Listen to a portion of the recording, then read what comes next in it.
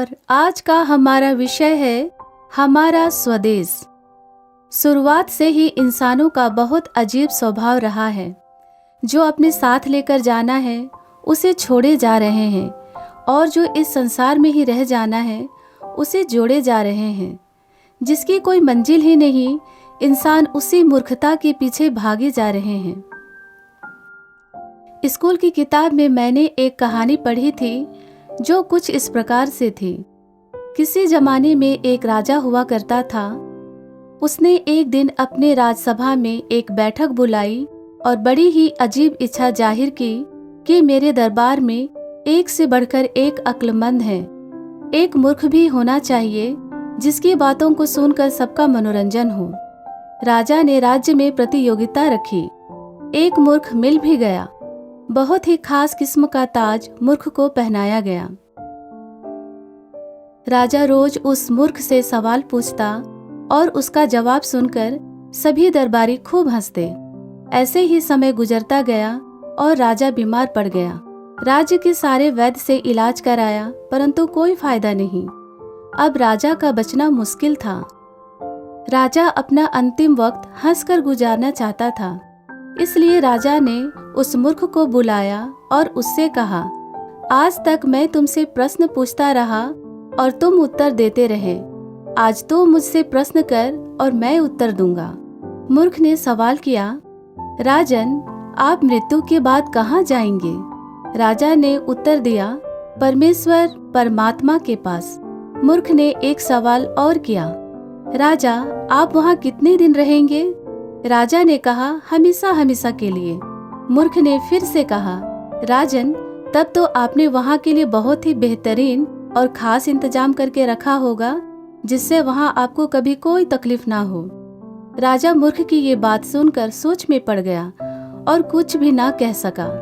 अब उस मूर्ख ने अपना ताज उतार कर राजा के सर पर रखते हुए कहा, मुझे माफ करना राजन, पर इस ताज के असली हकदार मुझसे ज्यादा आप हैं।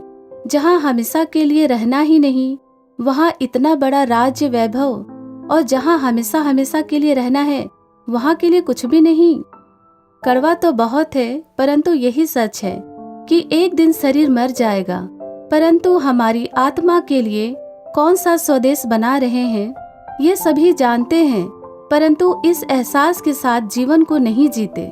प्रिय श्रोताओं, पवित्र शास्त्र बाइबल भी एक स्वदेश अर्थात स्वर्ग के बारे में हमें बताती है। फिलिपियों अध्याय 3 20 आयत में लिखा है, पर हमारा स्वदेश स्वर्ग पर है और हम एक उद्धारकर्ता प्रभु यीशु मसीह के वहां से आने की बाट जोह रहे हैं। हम एक अस्थायी दुनिया में रह रहे हैं।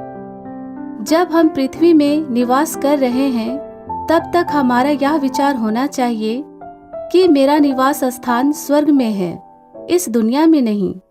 जब तक हम इस धरती पर हैं, तब तक हमारे विचारों में यही होना चाहिए कि हम एक किराए के मकान में रह रहे हैं और हमारा घर स्वर्ग सियोन अर्थात नए यरूशलेम में है, जैसा कि इब्रानियों अध्याय 11 9 और 10 आयत में लिखा है, विश्वास ही से उसके प्रतिज्ञा किए हुए देश में, पराये देश में परदेसी के समान रहकर इसहाक और याकूब समेत जो उसके साथ उसी के वारिस थे, तंबुओं में वास किया।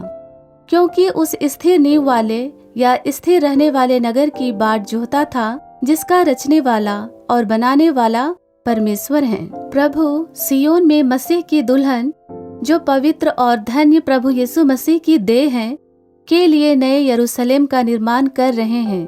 सर्वशक्तिमान परमेश्वर द्वारा निर्मित इस शहर के लिए हमारी गहरी इच्छा और लालसा होनी चाहिए। इब्रानियों अध्याय 11 16 आयत में लिखा है, पर वे एक उत्तम अर्थात स्वर्गीय देश के अभिलाषी हैं, इसलिए परमेश्वर उनका परमेश्वर कहलाने में उनसे नहीं लजाता, क्योंकि उनके लिए एक नगर तैयार किया गया है। और इफिसियों अध्याय 2 19 और 20 आयत में लिखा है, इसलिए तुम अब विदेशी और मुसाफिर नहीं रहे, परंतु पवित्र लोगों के संगी स्वदेशी और परमेश्वर के घराने के हो गए, और प्रेरितों और भविष्यवक्ताओं की नींव पर, जिनके कोने का पत्थर मसीह यीशु स्वयं ही हैं, बनाए गए हो।